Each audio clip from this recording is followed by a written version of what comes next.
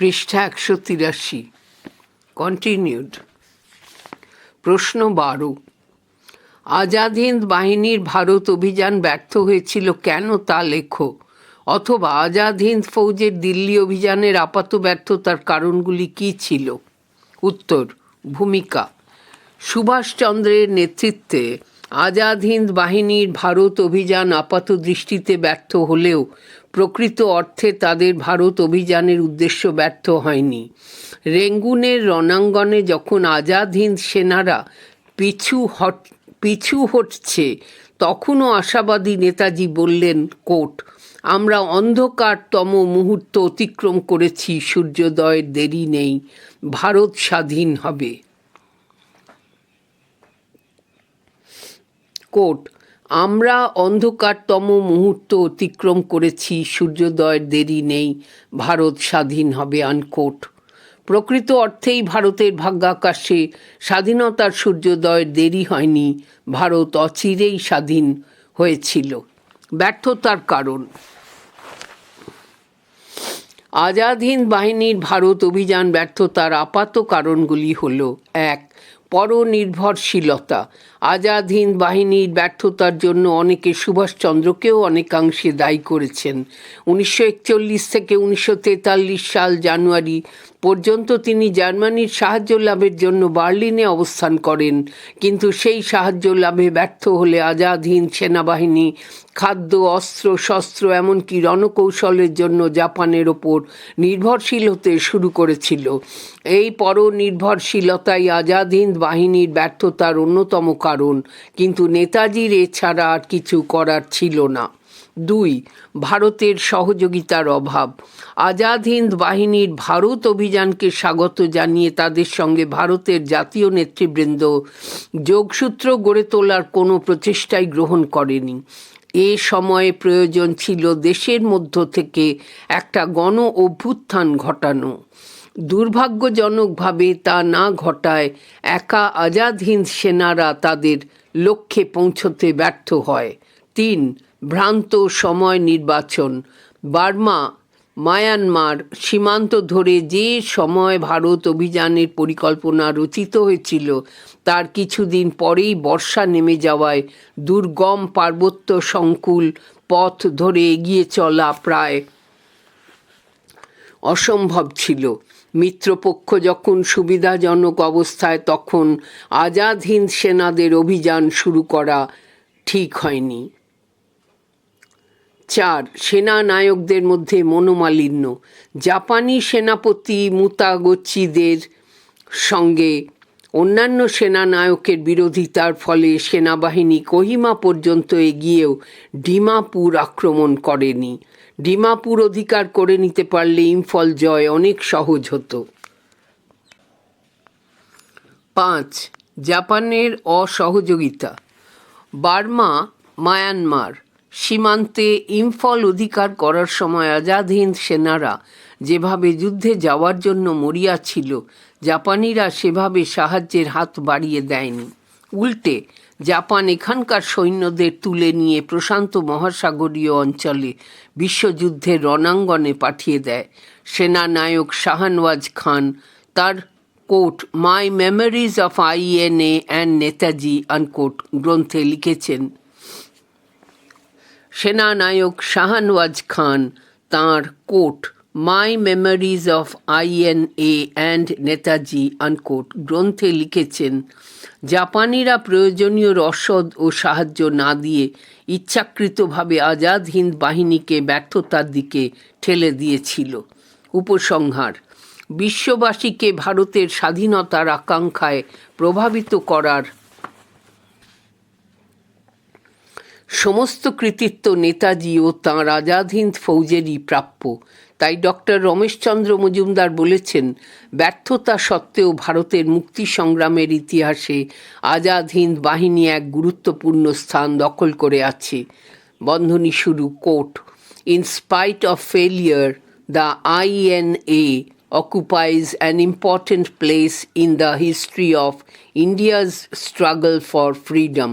Unquote বন্ধনী শেষ। প্রশ্ন 13, কোট, রাজাজি সূত্র আনকোট বা কোট CR ফর্মুলা আনকোট কি? উত্তর 1. প্রেক্ষাপট। দ্বিতীয় বিশ্বযুদ্ধের সময়ও মুসলিম লীগ তার কোট পাকিস্তান আনকোট দাবিতে অনড় ছিল। 1942 খ্রিস্টাব্দের ভারত ছাড়ো আন্দোলনের সময়েও মুসলিম লীগ পাকিস্তান রাষ্ট্র গঠনের দিকে অগ্রসর হয়েছিল। এ অবস্থায় জিন্নার দাবি মোটামুটি মেনে নিয়েও গান্ধী অনুগামী মাদ্রাজের চক্রবর্তী রাজা গোপালাচারী ভারতকে দ্বিধা বিভক্ত করার চেষ্টা থেকে রক্ষা করার জন্য 1944 খ্রিস্টাব্দের মার্চ মাসে এক সমাধান সূত্র প্রকাশ করেন, যা রাজাজি সূত্র বা CR ফর্মুলা নামে পরিচিত। এখানে একটি ছবি রয়েছেন, নিচে লেখা চক্রবর্তী রাজা গোপালাচারী, পৃষ্ঠা 184।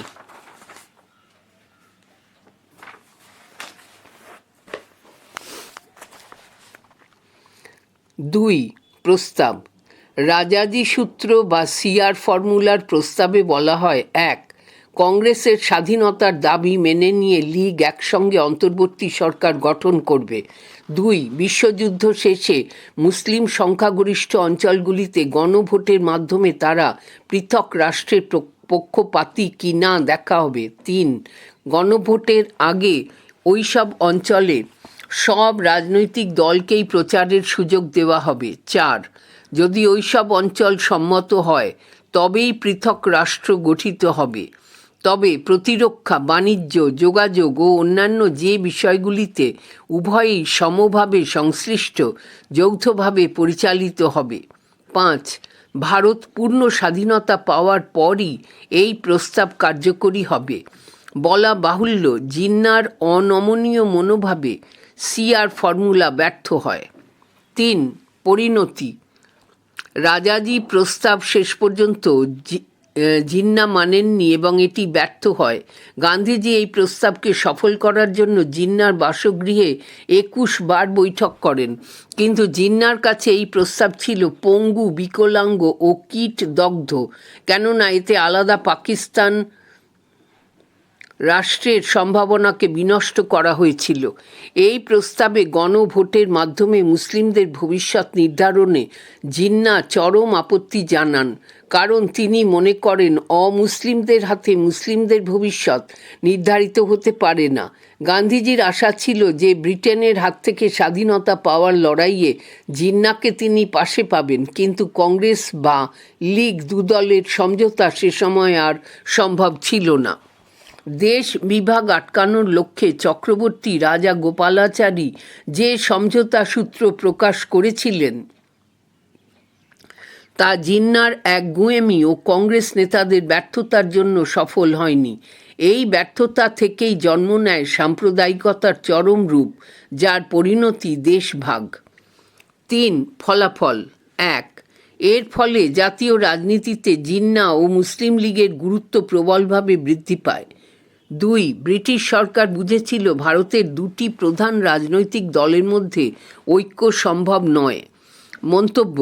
আসলে শেষ পর্যায়ের জাতীয় রাজনীতিতে যে জটিলতার সৃষ্টি হয়েছিল তাতে জাতীয় কংগ্রেস বা মুসলিম লীগ কারুর পক্ষেই CR ফর্মুলার বিকল্প কিছু গ্রহণের অবকাশ ছিল না।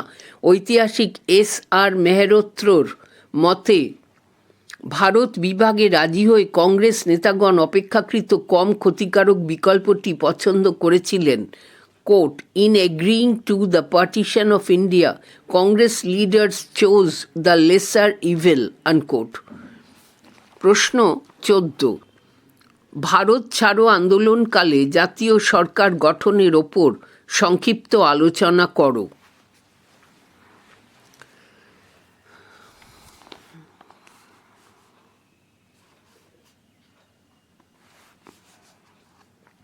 উত্তর। ভূমিকা। 1942 খ্রিস্টাব্দে গান্ধীজির নেতৃত্বাধীন ভারত ছাড়ো আন্দোলন বা আগস্ট আন্দোলন ভারতীয় জাতীয় মুক্তি সংগ্রামের ইতিহাসে এক স্বর্ণোজ্জ্বল অধ্যায়। ভারত ছাড়ো আন্দোলনকালে আন্দোলনকারীরা জাতীয় সরকার গঠন করে ব্রিটিশ সরকারকে চ্যালেঞ্জ জানান। ভারত ছাড়ো আন্দোলনকালে জাতীয় সরকার গঠন। 1.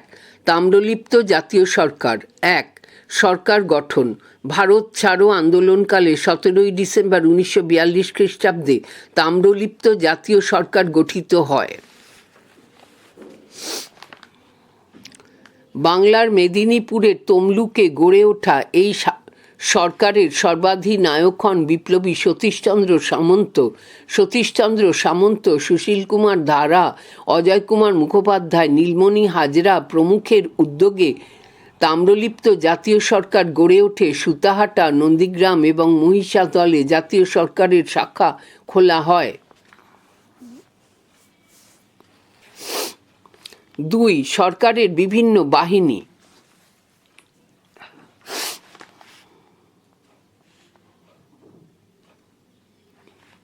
তাম্রলিপ্ত জাতীয় সরকার এক আলাদা শাসন ব্যবস্থা গড়ে তোলে এবং বিভিন্ন বাহিনী গঠন করে। আইন শৃঙ্খলা, স্বাস্থ্য, শিক্ষা, বিচার, প্রচার, সমর প্রভৃতি ইত্যাদি নানা বিভাগে এই সরকারকে ভাগ করা হয় এবং প্রতিটি বিভাগে আলাদা আলাদা সচিব নিয়োগ করা হয়। অর্থসচিব হন অজয় কুমার মুখোপাধ্যায়, পরে তিনি পশ্চিমবঙ্গের মুখ্যমন্ত্রী হন। সমর ও স্বরাষ্ট্র সচিব হন সুশীল কুমার ধারা। তাম্রলিপ্ত জাতীয় সরকারের পুলিশ ও সেনাবাহিনীর নাম দেওয়া হয় কোর্ট, বিদ্যুৎ বাহিনী আনকোট। মহিলা স্বেচ্ছাসেবক বাহিনীর নাম হয় কোর্ট, ভগিনী সেনা আনকোট। তাম্রলিপ্ত জাতীয় সরকারের মুখপত্রের নাম দেওয়া হয় কোর্ট, বিপ্লবী আনকোট।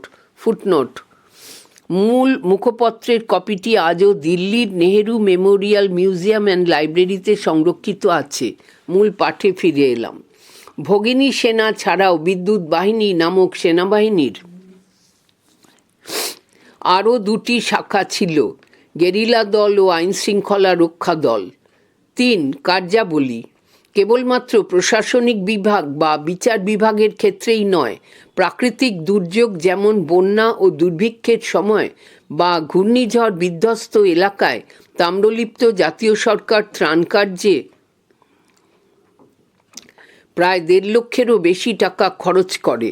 ধনী ব্যক্তি, সাধারণ ব্যবসায়ী, গ্রামের জমিদার সকলেই এ ব্যাপারে সাধ্যমতো অর্থের যোগান দেন। এই সরকারের জাতীয়তাবাদী সদস্যরা তমলুক মহকুমার সুতাহাটা, মহিষাদল, নন্দীগ্রাম, খেজুরি এবং তমলুক এলাকার থানাগুলি দখল করার চেষ্টা চালায়। তমলুক থানা দখলের সময় অসীম বীরত্ব দেখিয়ে মাতঙ্গিনী হাজরা শহীদ হন।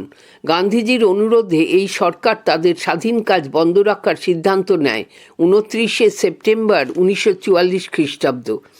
2. সাতারার প্রতি সরকার গঠন। পশ্চিম মহারাষ্ট্রে সাতারায়, এখনকার সাতারা ও সাংলি জেলা, জাতীয়তাবাদী নেতা নানা পাতিলের নেতৃত্বে গঠিত হয় প্রতি সরকার জুন 1943 খ্রিস্টাব্দ। ইতিপূর্বে মহারাষ্ট্রের সাতারাতে বিটলরাও পাজে, বসন্ত দাদা পাতিল, রামানন্দ স্বামী প্রমুখের নেতৃত্বে 2 ধরনের দল গড়ে উঠেছিল। ঠিক হয়েছিল প্রথম দলটি প্রকাশ্যে সত্যাগ্রহ আন্দোলন চালিয়ে যাবে আর দ্বিতীয় দলটি গোপনে ধ্বংসাত্মক কাজ চালাবে। 2. সাংগঠনিক কাঠামো। প্রতি সরকারের সংগঠন গড়ে উঠেছিল স্বেচ্ছাসেবী বাহিনী, রাষ্ট্র সেবা দল এবং গ্রামীণ শাখা তুফান দল নিয়ে। এই দলের সংগঠনের গণ আদালতের নাম ছিল ন্যায় দান মণ্ডল। 3. কার্যকলাপ। প্রতি সরকারের কার্যকলাপ পরিচালিত হতো 3টি উপদলের মাধ্যমে। এ. শিরলাপেট দল। এই দলের নেতা ছিলেন বাবুজি পতঙ্কর। এই দলের মূল কর্মকেন্দ্র ছিল কৃষ্ণা নদীর উপত্যকা অঞ্চল, পৃষ্ঠা 185, এবং পাহাড়ি এলাকার শিরলাপেট, ভালবা তালুকের উত্তর পশ্চিমাঞ্চল। বি. কুন্তল দল। এই দলের নেতা ছিলেন নানা পাতিল। নানা পাতিলের সহযোগী ছিলেন জে.ডি. ল্যাড, নাথাজি ল্যাড ও আপ্পা ল্যাড। এই দলের সদস্যরা কৃষ্ণ ও ভালবার তীরের তাসগাঁও তালুক, খানাপুর তালুক ও করাগ তালুক ইত্যাদি অঞ্চলে কাজ করতেন। সি. করদ দল। এই দলের প্রধান নেতা ছিলেন ওয়াই.বি. চাবান। দলের সহযোগী নেতা ছিলেন মাধবরাও যাদব এবং ধন্বন্তরী। মূলত মধ্য কৃষ্ণা উপত্যকা অঞ্চল জুড়ে এই দলের সদস্যরা কার্যকলাপ চালাতেন। 6 মাস পর পর এই উপদলগুলির নেতারা মিলিত হয়ে প্রতি সরকারের কাজকর্ম পর্যালোচনা করতেন। ব্রিটিশের বিরোধিতার পাশাপাশি এই দলের সদস্যরা গ্রামসেবা, পাঠাগার স্থাপন, পঞ্চায়েতি আদালত গঠন, ন্যায়দান মণ্ডল গঠন, মদ্যপানের বিরুদ্ধে প্রচার, গ্রামীণ অত্যাচারীদের নিয়ন্ত্রণ ও শ্রমিক কৃষকদের স্বার্থ রক্ষার কাজ করত। 3. বালিয়া প্রতি সরকার। 1. সরকার গঠন। উত্তরপ্রদেশের বালিয়া জেলায় ভারত ছাড়ো আন্দোলন চলাকালে একটি জাতীয় স্বাধীন সরকার গড়ে ওঠে। চিতু পাণ্ডের ফুটনোট: জওহরলাল নেহরু এবং সুভাষচন্দ্র বসু ভারত ছাড়ো আন্দোলনে বালিয়াতে বলিষ্ঠ নেতৃত্ব দানের কারণে চিতু পাণ্ডেকে বালিয়ার বাঘ বলে প্রশংসা করেন। মূল পাঠে ফিরে এলাম।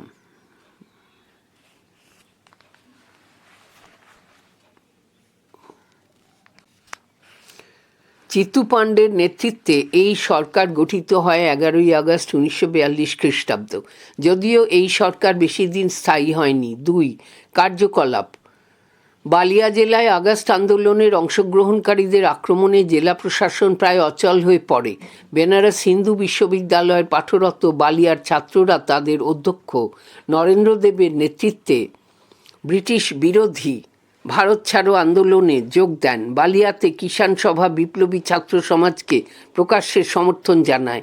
বালিয়াতে রাজেশ্বর তেওয়ারি ও বিশ্বনাথ চৌবে বিপ্লবী দলের সমর্থন আদায়ে সফল হন। এখানকার জনতা বালিয়া শহর অবরোধ করলে জেলা শাসক বাধ্য হয়ে কাগজপত্র পুড়িয়ে দেন এবং রাজনৈতিক বন্দীদের জেল থেকে ছেড়ে দিতে বাধ্য হন।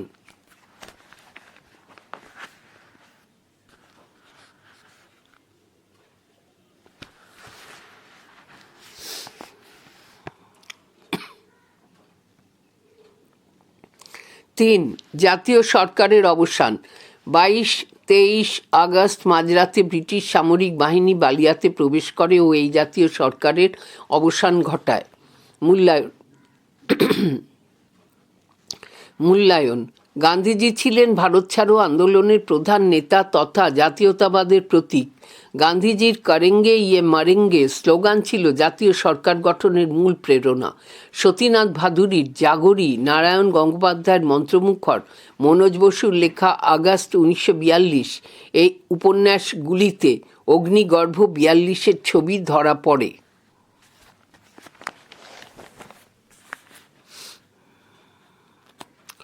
বর্ণনামূলক উত্তরভিত্তিক প্রশ্নাবলী বা LAQ। প্রতিটি প্রশ্নের মান 8। প্রশ্ন 1। ভারত ছাড়ো আন্দোলনের পটভূমি বা প্রেক্ষাপট বর্ণনা করো, অথবা 1942-এর আগস্ট আন্দোলন বা ভারত ছাড়ো আন্দোলনের প্রেক্ষাপট আলোচনা করো। ভূমিকা।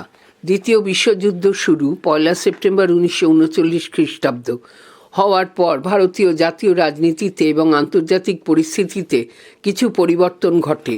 ভারতের রাজনৈতিক দলগুলির মধ্যে অভ্যন্তরীণ মতভেদ ও গোষ্ঠী দ্বন্দ্ব দেখা দেয়। জার্মান রাষ্ট্রনায়ক হিটলারের নাৎসিবাদী এবং মুসোলিনির ফ্যাসিবাদী অত্যাচারে ইউরোপ জুড়ে এক আতঙ্কের সঞ্চার ঘটে। এই প্রেক্ষাপটে জার্মানি, ইটালি ও জাপান মিলিত হয়ে অক্ষশক্তি জোট গঠন করে। এই জোটের মোকাবিলার লক্ষ্যে মার্কিন যুক্তরাষ্ট্র, ফ্রান্স, ইংল্যান্ড, সোভিয়েত রাশিয়া, চীন, বেলজিয়াম, অস্ট্রেলিয়া সহ ইউরোপের বিভিন্ন দেশ মিত্রশক্তি জোট গঠন করে। এই পরিস্থিতিতে ভারতে কংগ্রেসের নেতৃত্বে এক বৃহৎ গণ আন্দোলন গড়ে তোলার ক্ষেত্র প্রস্তুত হয়। ভারত ছাড়ো আগস্ট আন্দোলনের প্রেক্ষাপট। 1. ক্রিপস প্রস্তাবের ব্যর্থতা। দ্বিতীয় বিশ্বযুদ্ধ চলাকালীন ভারতের ব্রিটিশ সরকার ভারতবাসীর কাছে আর্থিক ও সামরিক সাহায্য প্রার্থনা করে। ভারতীয় জাতীয় কংগ্রেস ব্রিটিশ সরকারের কাছে প্রস্তাব রেখে বলে যে যদি ব্রিটিশ সরকার ভারতের স্বাধীনতা স্বীকার করে নেয় এবং অবিলম্বে কেন্দ্রে একটি অস্থায়ী জাতীয় সরকার গঠন করে, তাহলে কংগ্রেস দল ইউরোপে দ্বিতীয় বিশ্বযুদ্ধের ব্যাপারে সরকারের সঙ্গে সহযোগিতার নীতি নেবে, কিন্তু বড়লাট লিথগো এ ব্যাপারে নীরব থাকলে ভারতে এক রাজনৈতিক অচলাবস্থা তৈরি হয়। এই অচলাবস্থা কাটানোর লক্ষ্যে ব্রিটিশ মন্ত্রিসভার সদস্য স্ট্যাফোর্ড ক্রিপসের নেতৃত্বে একটি দল ভারতে আসে। ভারতীয় নেতাদের খুশি করার জন্য তাঁরা কয়েকটি প্রস্তাব রাখে। এই প্রস্তাবগুলি ভারতবাসীর কাছে প্রতারণা বলে মনে হয়, তাই কংগ্রেস সহ রাজনৈতিক দলগুলি ক্রিপস প্রস্তাবকে প্রত্যাখ্যান করে। ক্রিপস প্রস্তাবের ব্যর্থতায় ভারতবাসী উপলব্ধি করে যে ইংরেজ সরকার কখনোই স্বেচ্ছায় তাদেরকে স্বাধীনতা ফিরিয়ে দেবে না। তাই স্বাধীনতা পেতে হলে সরাসরি ইংরেজদের সঙ্গে সংগ্রামে লিপ্ত হওয়া ছাড়া দ্বিতীয় কোনো পথ নেই। 2. দ্বিতীয় বিশ্বযুদ্ধ ও জাপান প্রসঙ্গ। জার্মানি পোল্যান্ড আক্রমণ করলে 1 সেপ্টেম্বর 1939 খ্রিস্টাব্দ দ্বিতীয় বিশ্বযুদ্ধ শুরু হয়।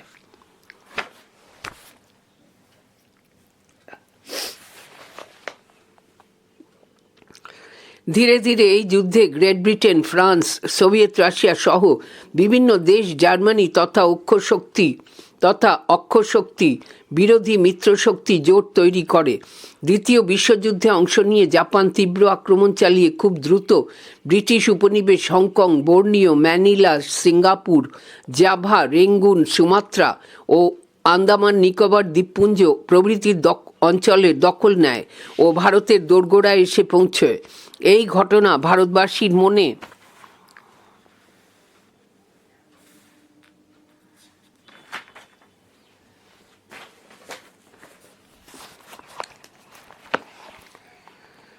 আশা ও আশঙ্কা, পৃষ্ঠা 186, উভয়ই জন্ম দেয়।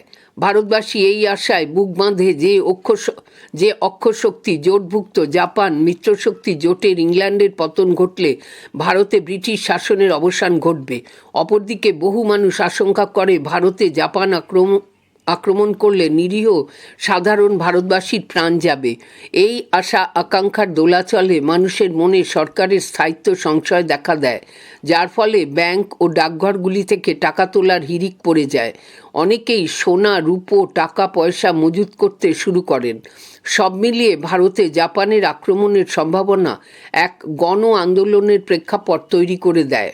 তৎকালীন ভারতীয় জাতীয় কংগ্রেসের সভাপতি মৌলানা আবুল কালাম আজাদ এ প্রসঙ্গে তাঁর ইন্ডিয়া উইন্স ফ্রিডম গ্রন্থে লিখেছেন, জাপানি আক্রমণের সম্ভাবনাই গান্ধীজিকে গণসংগ্রামের পথে ঠেলে দেয়।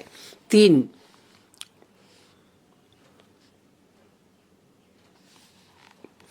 দক্ষিণ পূর্ব এশিয়ায় ভারতীয়দের অবহেলা। 1942 খ্রিস্টাব্দে প্রথম দিক থেকেই দক্ষিণ পূর্ব এশিয়ায় সামরিক পরিস্থিতির অবনতি ঘটতে শুরু করে। এখানকার মালয় ও ব্রহ্মদেশ ছিল ব্রিটিশের শাসনাধীনে, যেখানে প্রচুর ভারতীয় বসবাস করত। জাপানি আক্রমণে ব্রিটিশ শক্তির দুর্ভেদ্য দুর্গ সিঙ্গাপুর এবং ইয়াঙ্গনের পতন ঘটে। ব্রিটিশরা তৎপরতার সঙ্গে নিজেদের শাসনাধীন এলাকাগুলি থেকে শুধুমাত্র শ্বেতাঙ্গ অধিবাসীদের অন্যত্র সরিয়ে নিয়ে যায়। ইংরেজদের এই অসাম্যগত আচরণে ভারতীয় সহ কৃষ্ণাঙ্গরা ক্ষুব্ধ হয়। এই সকল স্থানের ভারতীয়রা স্বদেশভূমি ভারতে চিঠিপত্রের দ্বারা নিজেদের অসহায় অবস্থার কথা জানালে তীব্র ব্রিটিশ বিরোধী জনমত গঠিত হয়। এদের মধ্যে লক্ষ লক্ষ ভারতীয় কষ্ট সহ্য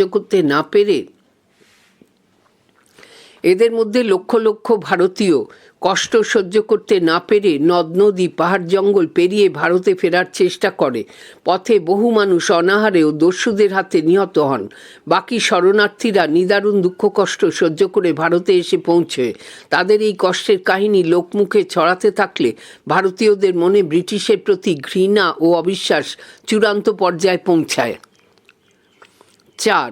দ্রব্যমূল্যের অস্বাভাবিক বৃদ্ধি। দ্বিতীয় বিশ্বযুদ্ধের প্রভাবে ভারতীয় অর্থনীতি ভেঙে পড়ে। জাপান ব্রহ্মদেশ অধিকার করে নিলে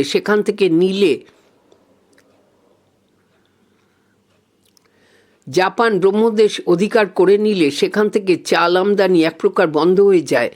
তার ওপর যুদ্ধের আশঙ্কায় ব্যবসায়ী ও অবস্থাপন্ন কৃষক শ্রেণী খাদ্য ও নিত্য প্রয়োজনীয় জিনিসপত্র যতটা সম্ভব মজুত করে রাখে। ব্রিটিশ সরকারও সেনাদের প্রয়োজনীয়তার কথা ভেবে প্রচুর পরিমাণে খাদ্য সামগ্রী গুদামজাত করে। প্রকৃত অর্থে 1939 খ্রিস্টাব্দ থেকেই ধান উৎপাদনে ঘাটতি দেখা দেয়। 1941 খ্রিস্টাব্দ নাগাদ সেই ঘাটতি গিয়ে বেড়ে দাঁড়ায় 2 মিলিয়ন টনে। 1943 খ্রিস্টাব্দে চাহিদা ও যোগানের মধ্যে ফারাক এক চরম রূপ নেয়। আসলে সরকার বিশ্বযুদ্ধে ভারতকে না জড়ালে খাদ্য আমদানি করে পরিস্থিতি নিয়ন্ত্রণ করা যেত, কিন্তু যুদ্ধরত দেশ হওয়ায় বঙ্গোপসাগরের ওপর ভারতীয় ব্রিটিশ নৌবাহিনীর কর্তৃত্ব অনেকটাই হ্রাস পায় এবং আমদানি ব্যাহত হয়। তার ওপর ব্যবসায়ী ও মজুতদাররা কালোবাজারি শুরু করলে তা নিয়ন্ত্রণ করতে সরকার ব্যর্থ হয় এবং নিত্য প্রয়োজনীয় জিনিসপত্রের দাম হয় আকাশ ছোঁয়া। সর্বোপরি দক্ষিণ পূর্ব এশিয়ার ব্রিটিশ অধিকৃত স্থানগুলি জাপানের দখলে গেলে সেখানকার লক্ষ লক্ষ ভারতীয় প্রথমে শহরের ধর্মশালায় এবং পরে নিজ নিজ গ্রামে ফিরে যায়। এর ফলে বাজারে জিনিসপত্রের দাম বাড়ে। 1942 খ্রিস্টাব্দের এপ্রিল থেকে আগস্ট মাসের মধ্যে উত্তর ভারতের খাদ্যের মূল্য সূচক প্রায় 60 গুণ বাড়ে। এই ভয়াবহ অর্থনৈতিক সংকটে সাধারণ মানুষের জীবন দুর্বিষহ হয়ে ওঠে, তাদের মধ্যে তীব্র ব্রিটিশ বিরোধী মনোভাব তৈরি করে। 5. স্বাধীনতার তীব্র আকাঙ্ক্ষা। স্বাধীনতার জন্য ভারতবাসী আর বিন্দুমাত্র অপেক্ষা করতে রাজি ছিল না। পূর্ববর্তী আন্দোলনগুলির অভিজ্ঞতা এবং দ্বিতীয় বিশ্বযুদ্ধের ফলে সৃষ্ট পরিস্থিতি ভারতবাসীকে শেষবারের মতো এক সর্বভারতীয় গণ আন্দোলন গড়ে তুলে ব্রিটিশের কাছ থেকে স্বাধীনতা ছিনিয়ে নিতে অনুপ্রাণিত করেছিল। এমতাবস্থায় গান্ধীজি ভারত ছাড়ো আন্দোলন শুরু করার আহ্বান জানাতেই জনগণ স্বতঃস্ফূর্তভাবে এতে অংশ নেয়। আসলে ভারতবাসী স্বাধীনতা লাভের জন্য এতটাই মরিয়া হয়ে উঠেছিল যে তারা মানসিকভাবে যে কোনো ত্যাগ স্বীকারে প্রস্তুত ছিল। এর প্রমাণ মেলে আন্দোলনকারীদের বীরত্বপূর্ণ সংগ্রামী ও হিংসাত্মক মনোভাব দেখে। 6. শীর্ষ নেতাদের জঙ্গি মনোভাব। নিখিল ভারত কংগ্রেস সমিতির বোম্বাই অধিবেশনে 8ই আগস্ট 1942 খ্রিস্টাব্দ ভারত ছাড়ো আন্দোলনের প্রস্তাব পাশ হয়। এরপর গান্ধীজি তাঁর ভাষণের শেষাংশে ঘোষণা করেন, কোট, আমরা করব অথবা মরব, করেঙ্গে ইয়া মারেঙ্গে। হয় আমরা ভারতকে মুক্ত করব, না হয় এই প্রচেষ্টায় মৃত্যুবরণ করব। এছাড়াও গান্ধীজি হরিজন পত্রিকায় লেখেন, কোট, ঈশ্বরের হাতে ভারতকে ছেড়ে দাও, যদি তা অতিরিক্ত বলে মনে হয় তবে তাকে নৈরাজ্যের হাতে সমর্পণ করো। এই সুশৃঙ্খল নৈরাজ্য বন্ধ হোক। গান্ধীজি জাতীয় কংগ্রেসকে চূড়ান্ত সংগ্রামের জন্য তৈরি হওয়ার লক্ষ্যে বলেন, কোট, আমার জীবনের বৃহত্তম লড়াই, আনকোট। ফুটনোট। আজাদ হিন্দ রেডিওর বেতার বার্তা শুরু হতো কয়েকটি ইংরেজি পংক্তি, coat, to arms, oblique, the heavens ring, oblique, with the clarion call, oblique, to freedom's fray। মূল পাঠে ফিরে এলাম। 7. নেতাজির বেতার ভাষণ। ভারতে ব্রিটিশ সরকারের বিরুদ্ধে প্রচার চালানো এবং ভারতীয়দের ব্রিটিশ বিরোধী সংগ্রামে উদ্বুদ্ধ করার লক্ষ্যে নেতাজি সুভাষচন্দ্র বসু জার্মানির বার্লিনে আজাদ হিন্দ রেডিও প্রতিষ্ঠা করেন। রেডিওতে তাঁর প্রচার ভারত ছাড়ো আন্দোলনের প্রেক্ষাপটে তৈরিতে এক গুরুত্বপূর্ণ ভূমিকা পালন করে। স্বদেশভূমি ভারতবর্ষ ত্যাগের 1 বছরের বেশি পর দেশবাসী প্রথম 15ই ফেব্রুয়ারি 1942 খ্রিস্টাব্দ তাদের প্রিয় সুভাষের কণ্ঠস্বর শুনতে পেল। কোট, আমি সুভাষচন্দ্র বসু বলছি, Azad Hind radio, unquote. Netaji radio বার্তায় ঘোষণা করলেন, কোট, সিঙ্গাপুরের পতনের অর্থ ব্রিটিশ সাম্রাজ্যের মৃত্যু ঘণ্টা, ভারতে তাদের অন্যায় শাসনের ইতি, ভারতের ইতিহাসের নতুন যুগের সূচনা, আনকোট। সুভাষচন্দ্র বসু, পৃষ্ঠা 187। সিঙ্গাপুরে আসার পর তার বেতার ভাষণ ভারতবাসীকে গভীরভাবে প্রভাবিত করে। ভারতের বাইরে থেকে মুক্তিযুদ্ধে নেতাজি ও আজাদি সেনাদের প্রয়াস ভারতের স্বাধীনতা কর্মীদের মনোবল বাড়ায়। জানার আকাশ। হিটলারের জার্মান সরকার সুভাষকে সর্বপ্রথম আজাদ হিন্দ বেতার কেন্দ্র চালু করার অনুমতি দিয়েছিল। আজাদ হিন্দ বেতার কেন্দ্রের এই সম্প্রচার জার্মানিতে শুরু হলেও পরে নেতাজি দক্ষিণ পূর্ব এশিয়ায় চলে এলে এর সদর দপ্তর প্রথমে সিঙ্গাপুর ও পরে রেঙ্গুনে স্থানান্তরিত হয়, আর জার্মানি থেকে আজাদ হিন্দ রেডিওর সম্প্রচারের ভার দেওয়া হয় নাম্বিয়ারের হাতে। সুভাষচন্দ্র বসুর আজাদ হিন্দ রেডিও থেকে সম্প্রচার ভারতবাসীর মনে এই আশার জন্ম দেয় যে ভারতে ব্রিটিশ শাসনের অবসান আসন্ন। 8. অন্যান্য। 1.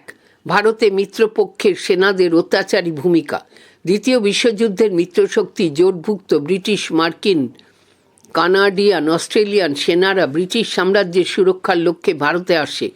এই সকল শ্বেতাঙ্গ সেনারা কৃষ্ণাঙ্গ ভারতীয়দের ঘৃণা ও অপমান করত। তারা ভারতীয় মহিলাদের প্রতি অশালীন ও অসম্মানজনক ব্যবহার করত। তাদের এই ধরনের আচরণ ভারতীয়দের মনে ক্ষোভের জন্ম দেয়। 2.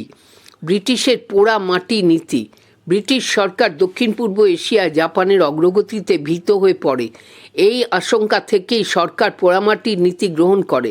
সরকারি তরফে বাংলা, আসাম ও উড়িষ্যার গ্রামের বাসিন্দাদের থেকে জোর করে সাইকেল ও নৌকা কেড়ে নিয়ে ধ্বংস করা হয়, যাতে এগুলি ব্যবহার করে জাপানি সেনারা গ্রামের ভেতরে ঢুকতে না পারে।